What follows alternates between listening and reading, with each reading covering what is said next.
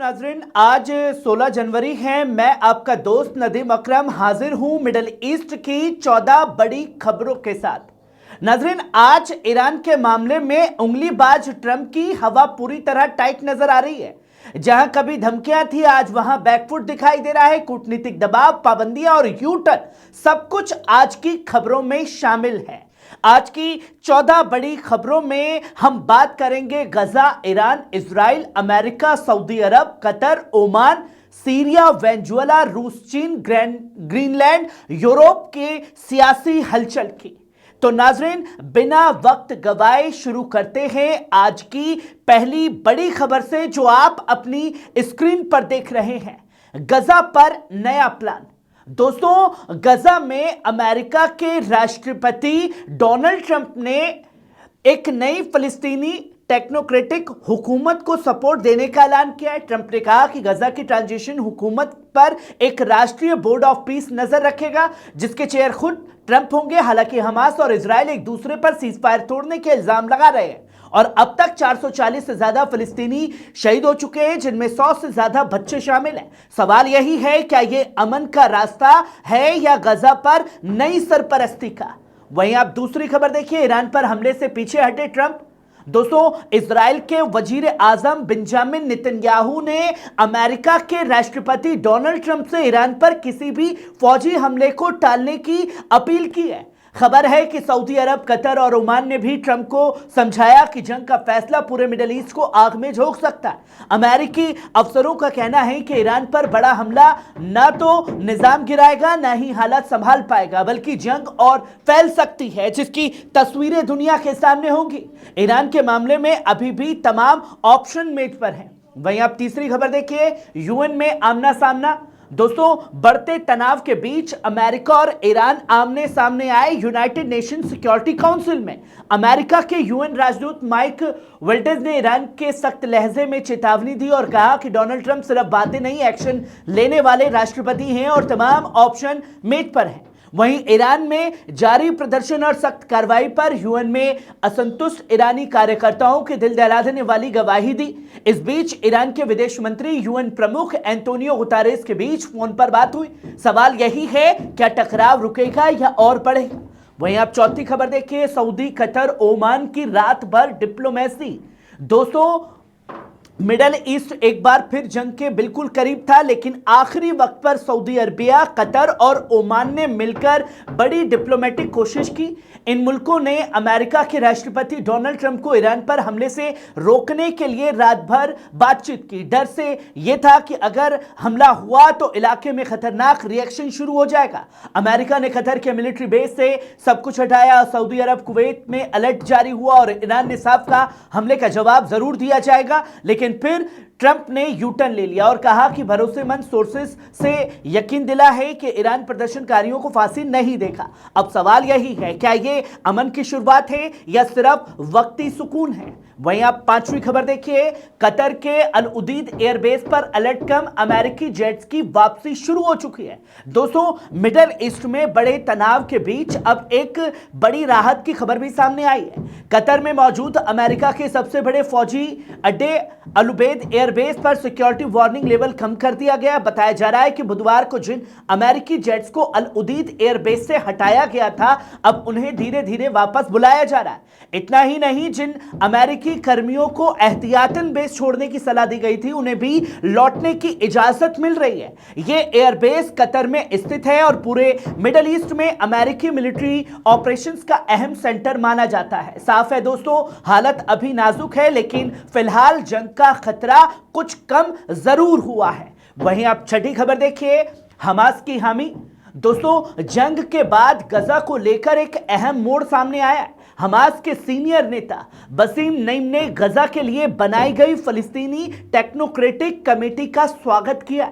उन्होंने साफ कहा है कि यह कदम सीजफायर को मजबूत करेगा, दोबारा जंग रोकने में मदद करेगा और इंसानी संकट से निपटने का रास्ता खोलेगा। मिस्र की मध्यस्थता में बनी यह 15 सदस्यीय कमेटी एक अंतर्राष्ट्रीय बोर्ड ऑफ पीस की निगरानी में काम करेगी, जिसकी सरपरस्ती अमेरिका के राष्ट्रपति डोनाल्ड ट्रंप करेंगे। हमास ने साफ कहा वो गजा का इंतजाम इस कमेटी को सौंपने के लिए तैयार है, जब गेंद मध्यस्थों और अंतर्राष्ट्रीय बिरादरी के पाले में है।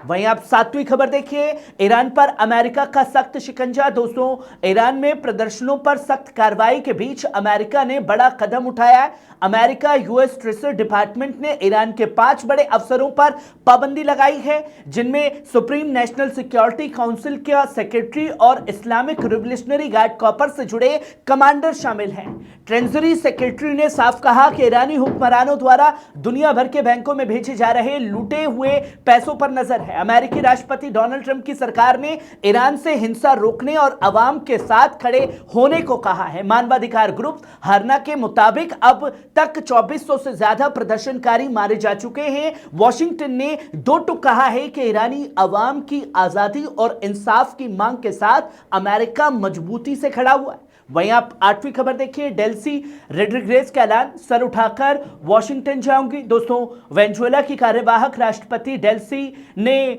अमेरिका को दो टूक पैगाम दे दिया है। उन्होंने संसद में कहा, वेनेजुएला यूनाइटेड स्टेट्स से डिप्लोमेटिक टकराव से डरता नहीं है और बातचीत के जरिए मुकाबला करेगा। डेल्सी रोड्रिगेज ने अमेरिका से अपील की कि अगवा किए गए राष्ट्रपति निकोलस मदारो की इज्जत बहाल की जाए। उन्होंने साफ कहा, अगर वॉशिंगटन जाना पड़ा तो झुककर नहीं, सर उठाकर जाऊंगी। साथ ही ऐलान किया कि वेनेजुएला को हक है कि वो अमेरिका के साथ साथ चाइना, रशिया, ईरान और क्यूबा से रिश्ते रखे। वहीं आप नौवीं खबर देखिए, यूएन में अमेरिका पर रूस चीन का बड़ा दबाव। दोस्तों, यूनाइटेड नेशन में ईरान को लेकर अमेरिका घिरता नजर आ रहा है। रूस के यूएन में स्थायी प्रतिनिधि वेसिल ने कहा कि अमेरिका बीते 1 महीने से ईरान के निजाम को कमजोर करने की धमकियां दे रहा है। उन्होंने साफ कहा कि अमेरिकी राष्ट्रपति डोनाल्ड ट्रंप का ईरान की संस्थाओं में दखल यूएन चार्टर के खिलाफ है और यह कलर रिवोल्यूशनरी की साजिश है जिसमें मासूम बच्चे मारे गए। वहीं चाइना ने दो टूक कहा कि ईरान की संप्रभुता का फैसला सिर्फ ईरान के लोग करेंगे, किसी ताकत को जोर जबरदस्ती का हक नहीं है। चीन ने चेताया, अगर अमेरिका ने फौजी दुस्साहस किया तो पूरा इलाका आग में झोंक दिया जाएगा। सवाल यही है दोस्तों, क्या वॉशिंगटन आवाजें सुनेगा या टकराव और बढ़ने वाला है? वहीं आप 10वीं खबर देखिए, वॉशिंगटन ने अपनी रणनीति बदल दी है पूरी तरीके से। दोस्तों, तेहरान से बड़ी खबर सामने आई। डिप्लोमेटिक सोर्सेज का दावा है कि अमेरिका ने ईरान पर फौजी हमले को योजना को रद्द कर दिया। कहा जा रहा है कि वॉशिंगटन ने अंदरूनी सिक्योरिटी हालात का दोबारा जायजा लिया और पाया कि ईरान के अंदर ताकत का पलड़ा निजाम के हक में है। यह फैसला अमेरिकी राष्ट्रपति डोनाल्ड ट्रंप तक पहुंची सिक्योरिटी रिपोर्ट्स के बाद लिया गया। हालांकि ईरान ने साफ कहा कि खतरे को हल्के में नहीं लिया जा सकता है और डिप्लोमेसी का दरवाजा अभी खुला है। सवाल यही है, क्या ये वक्ती राहत है या वाकई जंग टल चुकी है? वहीं आप 11वीं खबर देखिए, सीरिया के राष्ट्रपति का एसडीएफ वाईपीजी को सख्त पैगाम है। दोस्तों, सीरिया के राष्ट्रपति अहमद अल शरा ने एसडीएफ और वाईपीजी को दो टूक पैगाम दिया। उन्होंने कहा, मैं किसी को धमकी नहीं दे रहा हूं, धमकियां कमजोरों की जुबान होती है, मैं हकीकत बयान करता हूं और नसीहत दे रहा हूं। राष्ट्रपति शरा ने साफ कहा कि मौजूदा हालात में ना फौजी, ना सियासी और ना ही सिक्योरिटी मोर्चे पर एसडीएफ के हक में कुछ है। उन्होंने दिल से उम्मीद जताई कि 14 साल की तबाही के बाद अब कतरा खून भी जाया ना हो। शरा बोले, जिन्होंने जंग देखी है वही अमन को असली कीमत समझते हैं।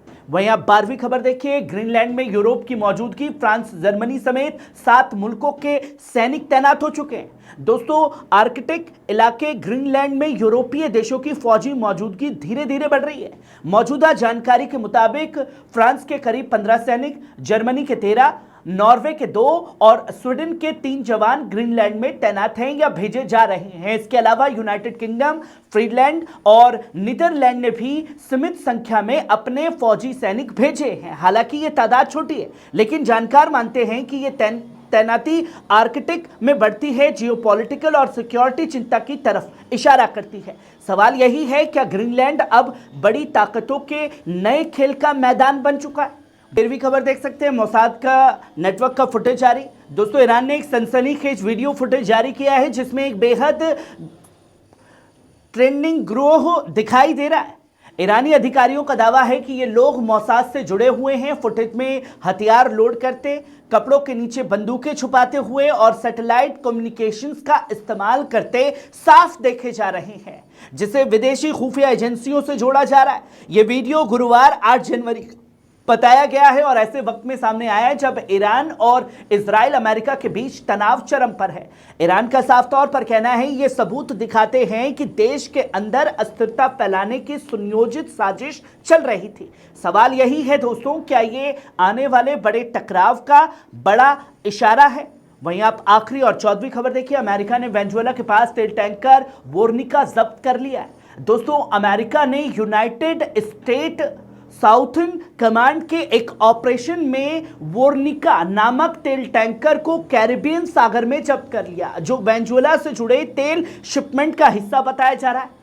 इस कार्रवाई को अमेरिकी राष्ट्रपति डोनाल्ड ट्रंप की नीतियों के हिस्से के तौर पर भी देखा जा रहा है, जिसमें वॉशिंगटन वेनेजुएला की तेल इंडस्ट्री पर नियंत्रण और प्रतिबंधित जहाजों के खिलाफ सख्ती बढ़ा रहा है। अधिकारियों ने कहा है कि यह वोर्निका वही जहाज है जिसे सैनिटेट कानूनों का उल्लंघन करने वाला माना गया है और इसे बिना किसी हलचल के पकड़ लिया गया है।